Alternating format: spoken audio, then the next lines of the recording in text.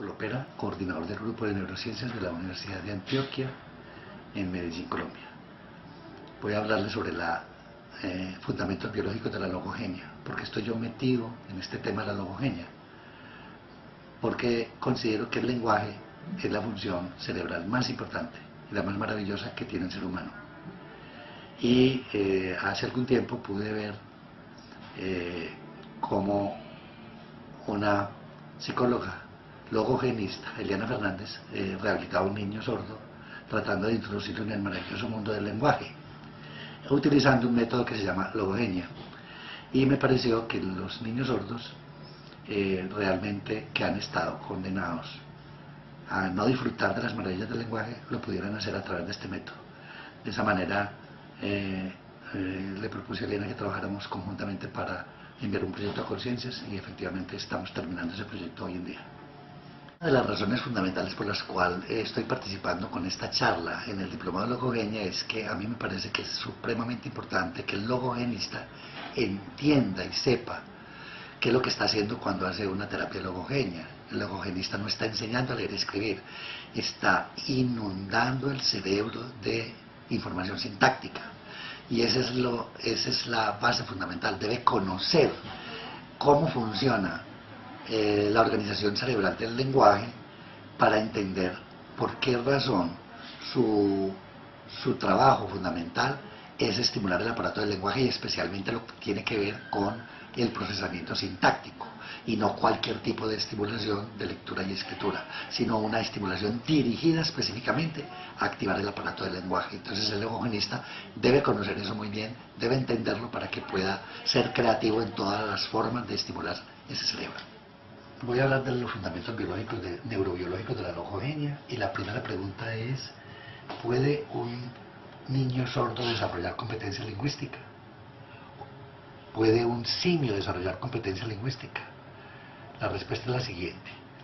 Aquí tenemos un simio y un niño de 3 años. La verdad es que el simio no puede desarrollar competencia lingüística, y este niño ya tiene una competencia lingüística madura a la edad de 3 años. Y un niño sordo no lo ha hecho porque no ha activado su aparato del lenguaje, pero tiene cerebralmente un aparato del lenguaje intacto en su cerebro. Chomsky, un lingüista muy importante, planteó estas propiedades del lenguaje. Primero, que el lenguaje es específico de los humanos y muy uniforme entre ellos. Los únicos que tienen lenguaje son los humanos. Segundo, que los humanos aprenden el lenguaje sin instrucción, no es necesario enseñar lenguaje, el lenguaje se desarrolla, no se aprende. Tercero, él plantea que las habilidades del lenguaje son relativamente independientes de otras habilidades cognitivas. Cuarto, el aprendizaje del lenguaje requiere un cerebro joven, hay un periodo crítico para desarrollar el lenguaje. Si se deja pasar ese periodo crítico, se pierde una gran oportunidad. Y por último, el lenguaje tiene las propiedades de un instinto, es algo que tiene un componente biológico, que no requiere de instrucción, solo requiere estímulos desencadenantes para activarlo. Y también Chomsky planteó estos aspectos del lenguaje. El lenguaje tiene varios componentes: un componente fonológico, un componente lexical que corresponde a las palabras, el componente fonológico corresponde a los sonidos, un componente sintáctico que corresponde a las reglas de combinación de las palabras, un componente semántico que se refiere a los significados de las palabras, y un componente pragmático que se refiere a las reglas de uso social del lenguaje. Hubo en el siglo pasado muchas investigaciones tratando de responder una pregunta: si el lenguaje era un regalo de la cultura o un regalo de la naturaleza. Este fue uno de los experimentos que se hizo. Se trató de enseñarle a los simios a desarrollar lenguaje, educándolos como seres humanos, pero no se pudo lograr esto. E incluso se hizo un experimento con un simio que se le dio el nombre de Nim Chimpsky, quien fue educado como un ser humano, como una niña, pero además se le enseñó el sistema de señas de los sordomudos, la lengua de señas. Este simio no aprendió sintaxis, aprendió muchas cosas, pero no aprendió a utilizar los gestos de una manera sintáctica y de combinar los gestos de una manera adecuada para producir frases con sentido o mensajes con sentido. La razón por la cual ha fracasado el desarrollo del lenguaje en primates educados como humanos es que en los primates falta área de Broca. Ellos tienen un área de Wernicke como los humanos, pero no tienen un área de Broca en el lóbulo frontal. Por lo tanto, no tienen un aparato de lenguaje tan desarrollado como en el Homo sapiens. Probablemente esta deficiencia de área de Broca es la causa de que ellos no desarrollen un lenguaje sintáctico. Otro aspecto que fortalece la hipótesis neurobiológica del desarrollo del lenguaje es el estudio de familias con trastorno del lenguaje hereditario. Hay una familia en Inglaterra que tiene todos estos sujetos que aparecen en color negro, son personas que nunca han desarrollado adecuadamente el lenguaje y tienen un severo trastorno en el desarrollo sintáctico del lenguaje. Y estas personas tienen una anormalidad en un gen que se llama el gen FOXP2.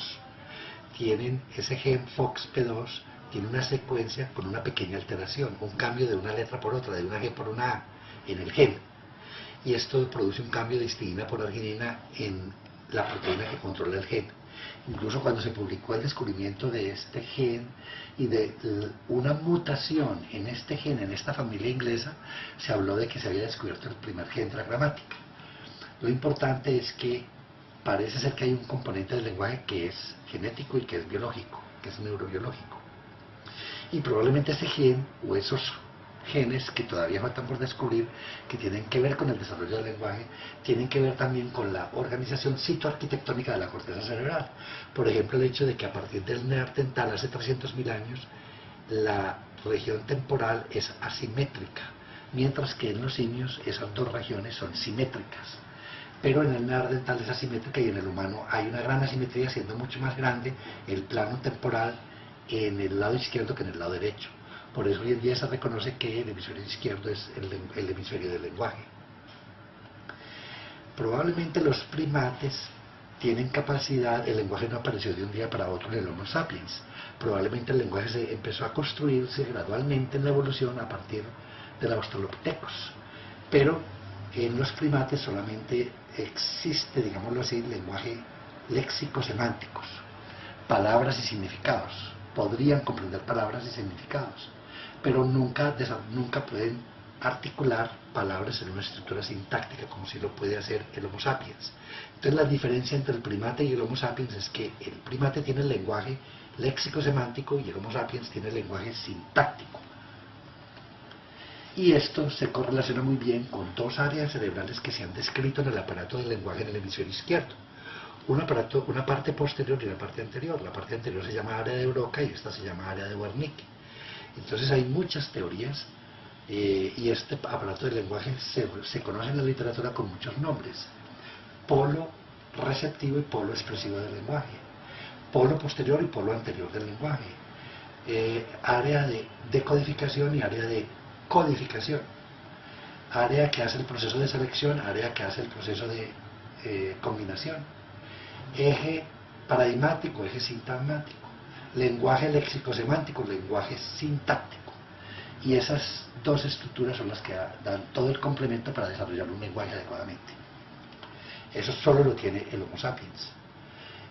Jacobson, otro lingüista que trabajó con neurólogos tratando de aclarar la organización neurobiológica y cerebral del lenguaje, planteaba que para hablar es necesario hacer dos procesos: seleccionar palabras y combinarlas adecuadamente. Miremos este ejemplo. Esta frase: la historia y la evolución nos han dotado de un cerebro humano. Y esta otra: en cerebro la ha dotado evolución y una historia no es humano de. En la segunda frase se han seleccionado las mismas palabras que en la primera frase, pero la manera como se han combinado las palabras en la segunda frase no permiten obtener un sentido de esta frase, es una frase sin sentido. De tal manera que el proceso de combinación, la sintaxis como un proceso adecuado de combinación de las palabras, es el último eslabón en la evolución, en la adquisición de los procesos lingüísticos.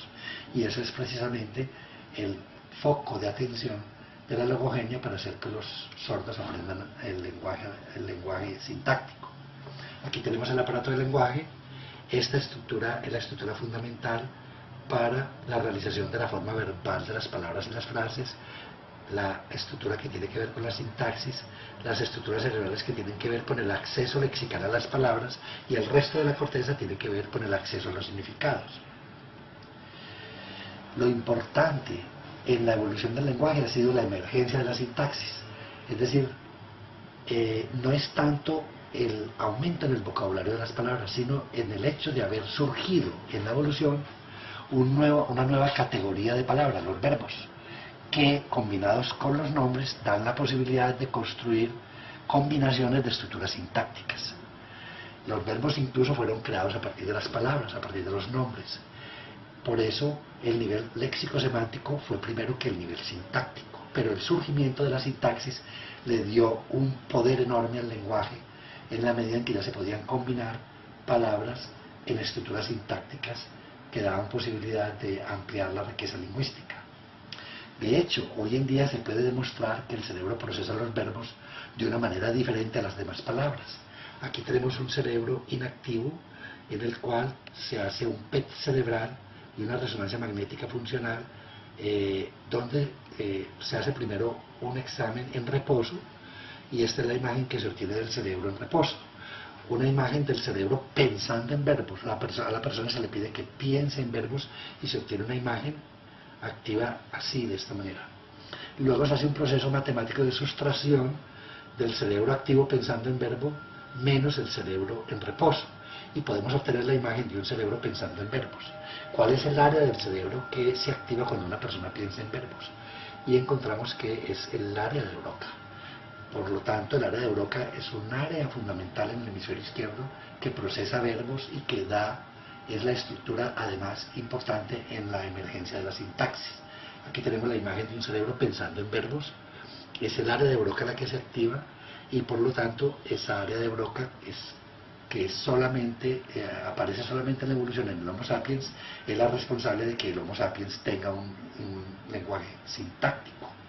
De tal manera que nosotros podemos decir que hoy en día los sordos sí pueden desarrollar una competencia lingüística, porque los sordos nacen con un cerebro de Homo sapiens, por lo tanto tienen área de Broca.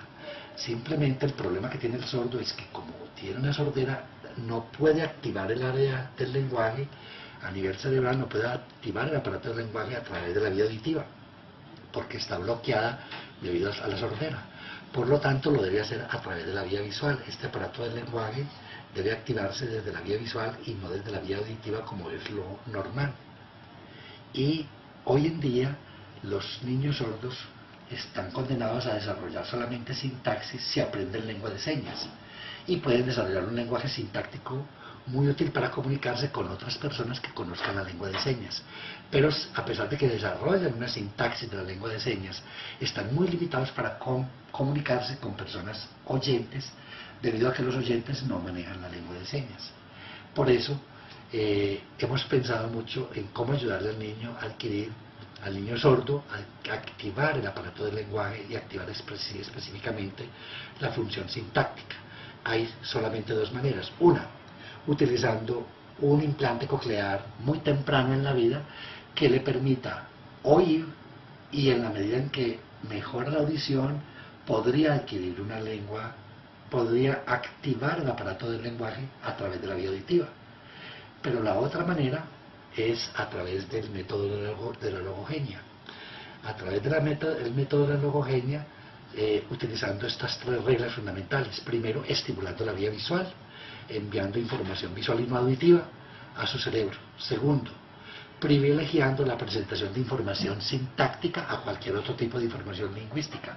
Ahí es que cargar el sistema de información sintáctica. Y tercero, hacer un método de exposición intensiva a ese método de inundación sintáctica a su cerebro durante un periodo crítico, ojalá durante el periodo crítico de desarrollo del lenguaje, que son los primeros años de vida.